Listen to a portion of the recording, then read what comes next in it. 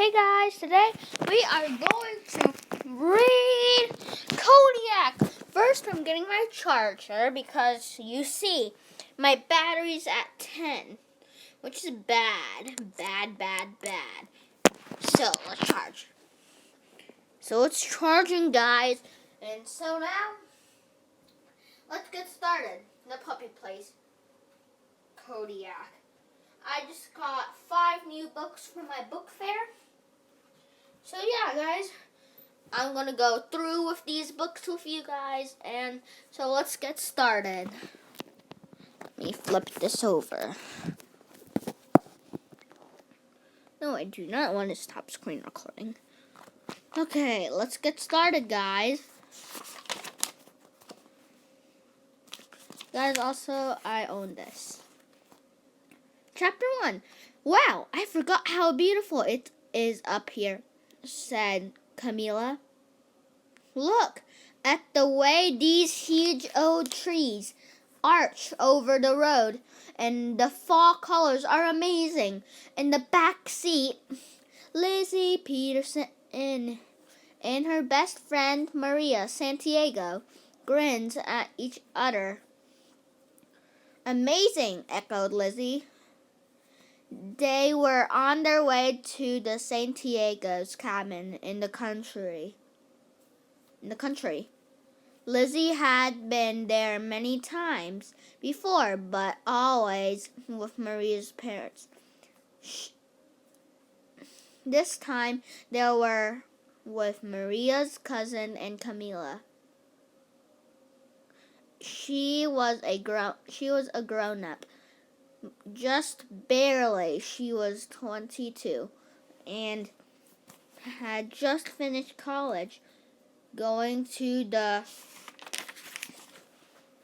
cabin with Camilla felt like a big adventure, and Lizzie was excited. When was the last time you were up here, Maria? Was the last time when you were up here? Maria asked her cousin. It was like 8 years ago, Camilla answered. I remember I had this new camera I got for my birthday. I must have taken 1,000 pictures. I probably still have some of them. You were the cutest thing in your little pink overalls. You were such a curious kid into everything. Maria laughed. I remember my pink overalls, but I don't remember that trip. You sure have grown up a lot since, said Camilla. I really appreciate and Lizzie coming up here with me to help me get settled in. Camilla was planning to stay at the cabin for a few weeks. She'd asked Maria's parents if she could spend some time there while she decided what she wanted to do in her life. Maria had told Lizzie that Camilla wasn't sure whether she and Camilla would drive Lizzie and Maria home, then go back up and be on her own at the cabin in order to figure out it all. I still can't believe my parents let me come, said Lizzie. Maybe my mom just wanted me out of her hair for a while. What? Camilla asked. She meant Lizzie's eyes in the rear view mirror. Why? Lizzie shrugged. She says, I've been acting like Eeyore lately, whining and complaining about everything. And have you? Camilla asked. Well, maybe a little, Lizzie said. She didn't know exactly why she'd been feeling so cranky lately. but for some reason it was easier to admit to Camila than to her mom. Lizzie laughed. Hopefully this trip will help you break that habit, she said. I might even have some ideas that could help you.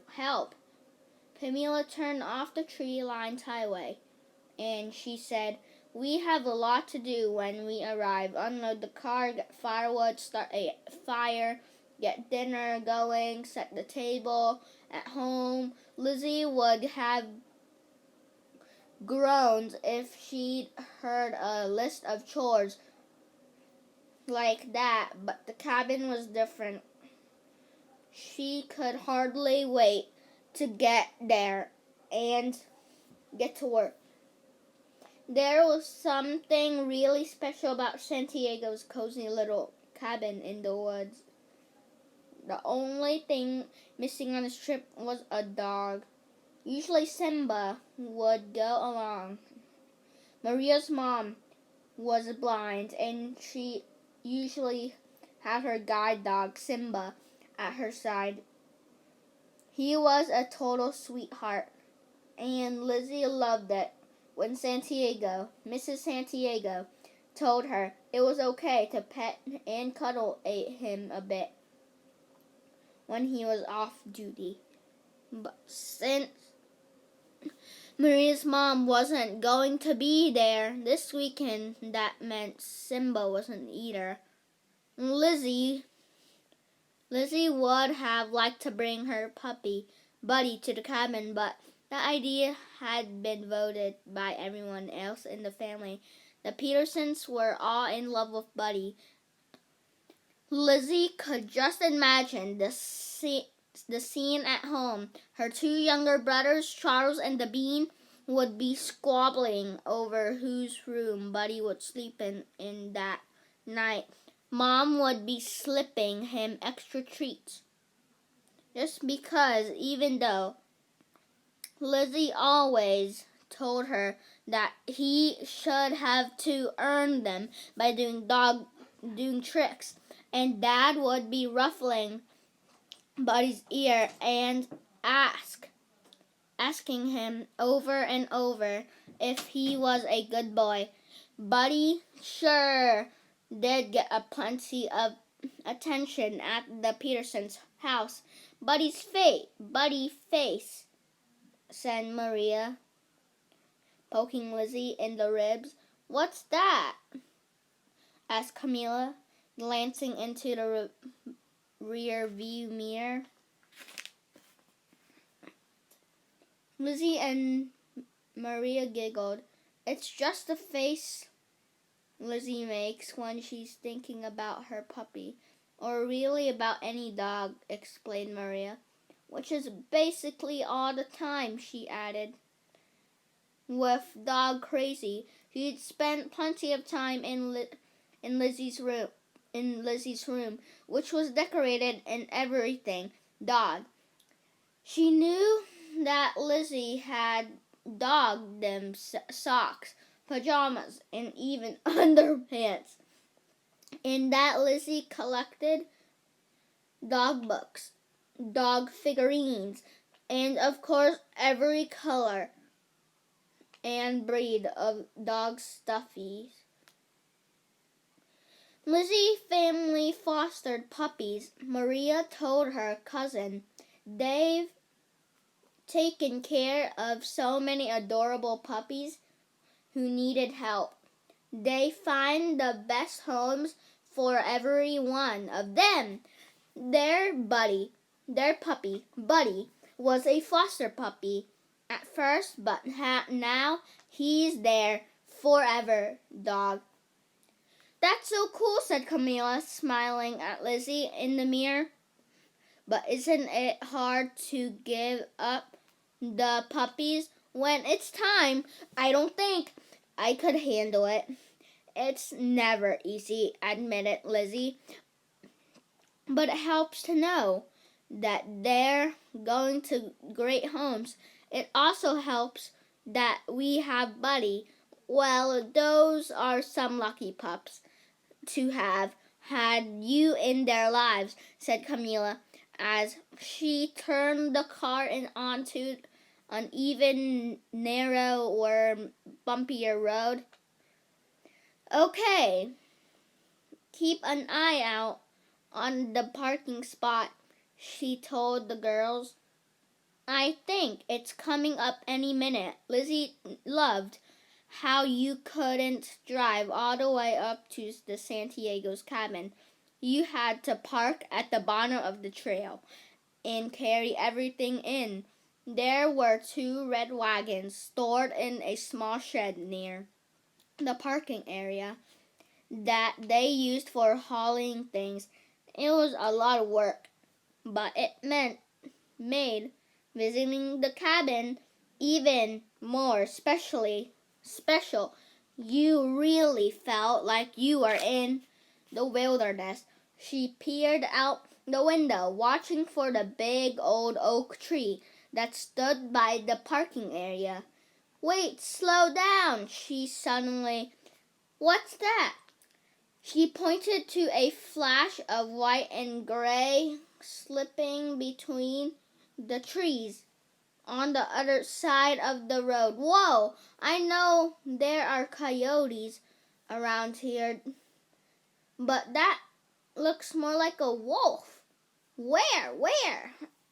Asked Maria as Camilla slowed down the car to crawl. I don't see it. Now Lizzie didn't see it either. Had she been imagining things? She stared into the woods. Yes, there it was again. She spotted a bushy white tail and a pair of pointy ears. There, she shouted, pointing, and you know what? It's not a coyote or a wolf. It's a puppy. Chapter 2, guys. Camilla slowed the car down even more as Lizzie stared out the window. Staring back at her from between the trees was a gorgeous young dog. He stood perfectly still for a moment, so she had a chance to get a good look at him. He had long, thick fur in shades of white, gray, and black, a beautiful fluffy tail that curled over his back, and a pair of alert mischief eyes beneath 2 furry stand-up ears. Lizzie drew in a breath. That was one handsome dog. He wasn't a tiny puppy, but he wasn't a full-grown dog either. What was he doing all by himself way out here in the woods? Camilla pulled the cart to a stop.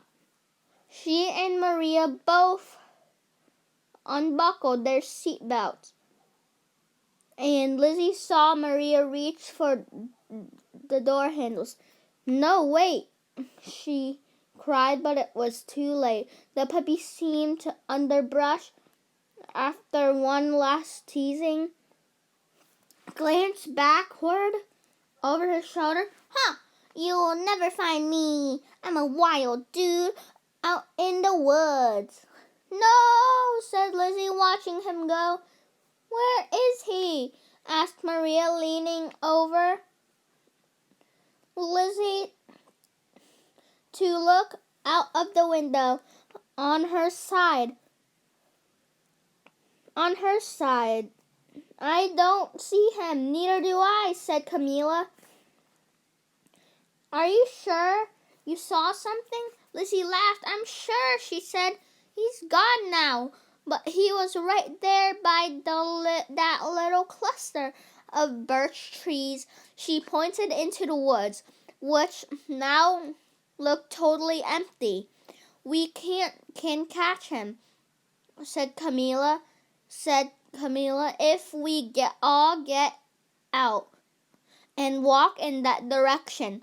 We'll find him in no time. Lizzie shook her head. I don't think so. I have a feeling he's pretty shy. She wondered if the dog wore a collar. It was impossible to tell with that thick ruff of fur around his neck. What did he look like? Asked Maria. Lizzie pictured the beautiful dog. I'm almost sure he's a Malamute, she said, like a husky. Only one different. Their coats and coloring look a lot the same. But Malamutes are bigger, with bigger, wider heads. Their ears are set wider apart, and their tails curl up over their backs. Right, said Maria. Okay, he's a Malamute.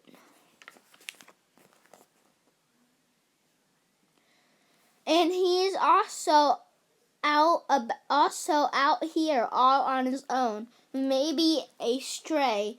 How do we catch him? So we can check if he has a collar and tags. Good question, said Lizzie. I don't want to scare him off, but maybe we should try Camilla's idea. If we fan about out a bit in the woods, we might at least catch him and earn a glimpse of him. Let's try, said Camilla. They all got out of the car. Lizzie grabbed her backpack. She knew there was a spare leash in there and some treats. She liked to always be prepared. Let's not get too separated, said Camilla. We should all keep each other in view as we walk. Your parents will never forgive me if I let you get lost in the wilderness. They walked into the woods, threading their way through the thick forest. Lizzie looked this way and that way, scanning the woods in every direction. Nothing was moving except high branches that swayed in the breeze above them. All she saw were trees, and all she heard was the loud rustle of dry leaves crunching under her feet. That gave her an idea. She held up her hand, stopped. Everybody, let's stand still and listen for a moment. Maybe we'll hear him moving. They froze in place. Lizzie listened as hard as she could, holding her breath. The forest was silent. A big black crow flew overhead. And Lizzie could hear the sound of wind beneath its wings. Whoosh, whoosh, whoosh. The crow let out one croaky caw. And then there was silence again. Okay, let's walk a little more, Lizzie said. They went on until they came to a fast-moving stream between two step banks. This must be the same stream we crossed when we take the path up to the cabin, said Maria. We take the path up to the cabin, said Maria. It's not so easy to cross here, though. I think we should head back to the car. Camilla came closer and put an arm across Lizzie's shoulders. Maybe we'll see the puppy on our way back. Or maybe we'll just have to try to find him tomorrow. But we have a lot to unpacking to do, and it's going to get dark soon. Lizzie nodded, looking down at her feet. She hated to leave that dog outside overnight. If he really was out here alone, okay, she said, but She kept an eye out as they walked through the woods back to the car. Once she thought she saw the flash of white tail, and another time she caught a glimpse something gray moving just more closely. She saw only trees and rocks, and feeling that something was watching her. Was the puppy still nearby? Maybe he was curious about these people tromping through the forest. The drive up the parking spot took only a few moments. Lizzie helps Maria and Camila unload their duffel bags, a cooler full of food, and several boxes of Camila's things. Most of it fit into the 2 red wagons they had pulled out of the shed.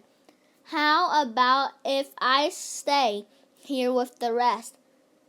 Rest, Lizzie asked. I promise I won't budge until you're back, but it's going to take 2 trips anyway.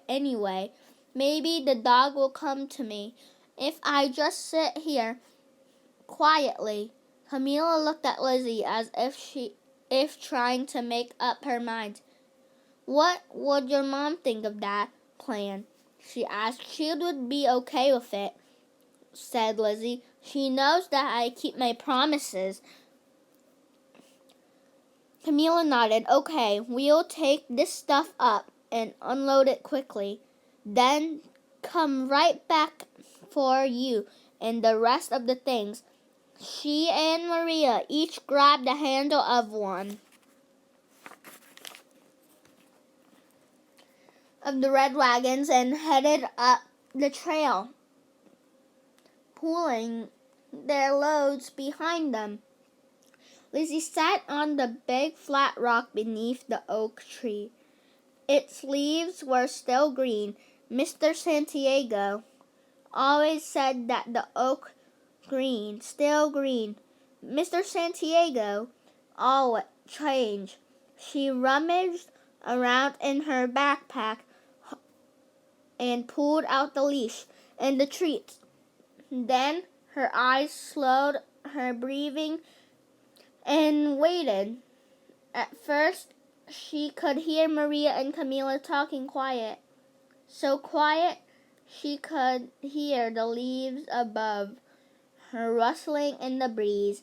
Lizzie took a scent of a fall in the country. Then she heard a different rustling lower to the ground. Very nearby, the sound came closer, stopped, and started again. Soon the rustling was right beside her. Lizzie didn't move. She didn't even open her eyes. She just sat as quietly as she could until she felt a wet nose touch her cheek. Then there was a puff of warm breath on the hand that held the biscuit.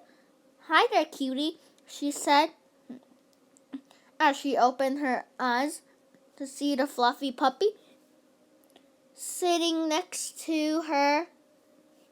He looked back at her with sparkling eyes as he thumped his fluffy tail on the ground. How about it, then? Is that treat for me or what? Chapter 3. You caught him, Maria said when she and Camila came back down the path. Sort of, said Lizzie, ruffling the puppy's furry ears. Or you could say he caught me. She was already in love with this spirited, happy guy. Isn't he beautiful? Camila came right over and knelt down to give the puppy a pat. Oh, he's so soft, she said, and he looks good, except for these tangles in his fur. He can't have been astray for long. That's what I was thinking, said Lizzie, and Look, he even has a collar on. She parted the thick fur of the puppy's neck to show them the faded red collar he was wearing. No tags, though, asked Maria. No tags, said Lizzie.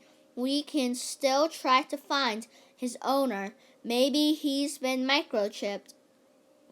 But we won't know until we can take him to Dr. Gibson.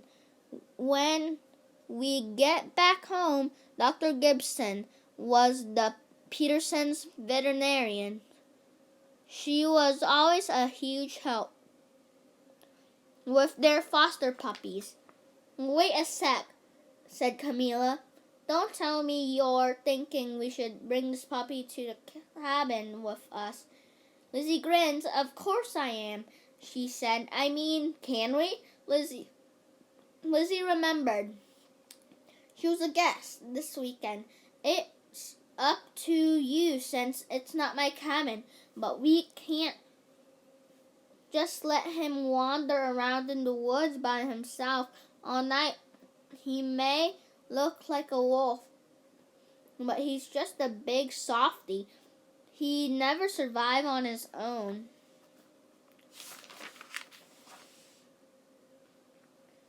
As if to demonstrate, the puppy tried to climb on to Lizzie's lap to give her cheek a muffle.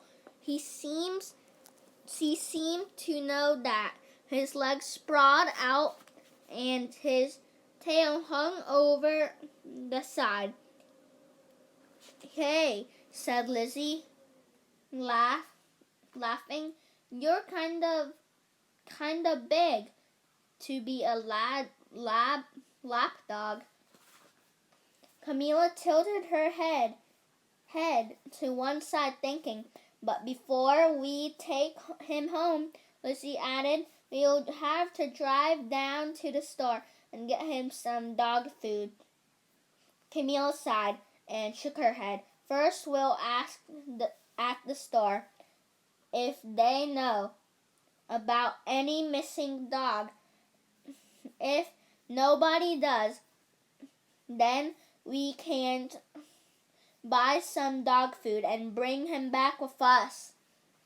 Deal, Lizzie said. I should have warned you, Maria told her cousin. If Lizzie finds a puppy who needs help, that's it. She can't stop herself. The puppy seemed to know that they were talking about him. He squirmed off Lizzie's lap and went over to sit in front of Camilla. He lifted one big furry paw and put it on her knee, looking up at her with his head tilted. Come on, you love me already, don't you? Camilla smiled down at him. This guy really is pretty cute, she said. Finally, as long as he behaves himself, if it shouldn't be a problem. Lizzie held up one end of the leash. She'd had it in her backpack. The other end was clipped to the puppy's collar. I promise to keep a close eye on him, she said. Okay then, said Camilla. I guess we'd better head to the store. When Lizzie stood up, the puppy jumped to his feet. As well, he stretched with his big chunky paws way out in the front and his butt in the air. Then we gave himself a long shake. Great, we're on the move. We've been sitting here forever. Wagging his white plume of a tail, he charged through the car, dragging Lizzie along behind him. I guess he doesn't mind coming with us, she shouted over her shoulder as she trotted to keep up. When Lizzie opened the car door, he jumped into the back seat without a second of hesitation. Lizzie and Maria squeezed in the either side of him. His tail dropped across Maria's lap, while his big head and one heavy paw lay in Lizzie's. The puppy, who had at first seemed so shy, was already making himself very much at home. Maria looked down at him. I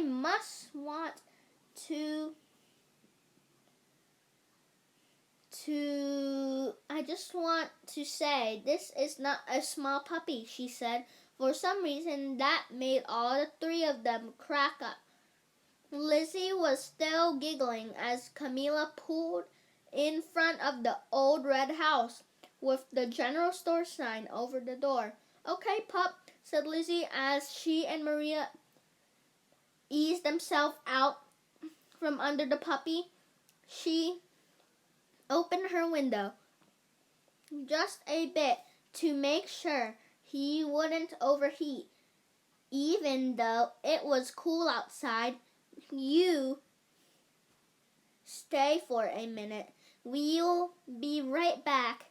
He looked at her with begging eyes, but she shook her head. No dogs in the store, he sighed, and lay back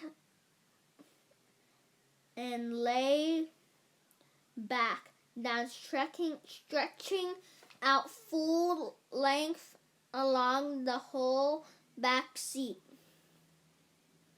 Lizzie and Maria started to laugh again as they followed Camila up the stairs to the porch. That is definitely not a small puppy, repeated Lizzie as she pulled open the door. The store always looked and smelled exactly the same. Lizzie could never quite remember that smell, but as soon as she walked in, it all came back. Wood smoke and coffee and cookies baking. It was a cozy place, stuffed full of everything you might need out here in the country, from cans of beans to fishing rods. Can I help you find something? Asked the gray-haired woman behind the counter. We were wondering, said Camila.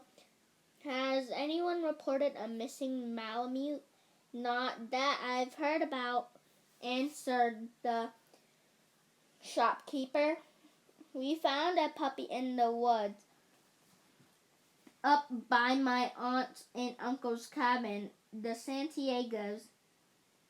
We don't want the puppy to be wandering in the woods all night, so we're taking him back to our cabin. But if you hear to anyone looking for their dog, please let them know we have him. Sure, of course. Is there anything else I can help with you? Dog food. Camila grinned and shook her head. I guess we're going to have another guest this week, she said. But Lizzie was already on her way to the far corner of the store. It's back here, she said, when Lizzie returned the counter lugging a big sack of dog kibble. Camila grinned at her. Of course you would know where the dog food is. Lizzie laughed. Yep, she said. Also, one time we found 3 puppies up here. They were abandoned on the porch of the cabin. The woman behind the cash register smiled and nodded. I remember that, she said. She shook her head. Folks like to drop off their unwanted animals up here in the country. Just last week, I found a box full of kittens on the porch one morning. Poor little things. Lizzie glanced out of the store's front window at the puppy filling up the whole back seat of Camila's tiny car. She frowned. How could anyone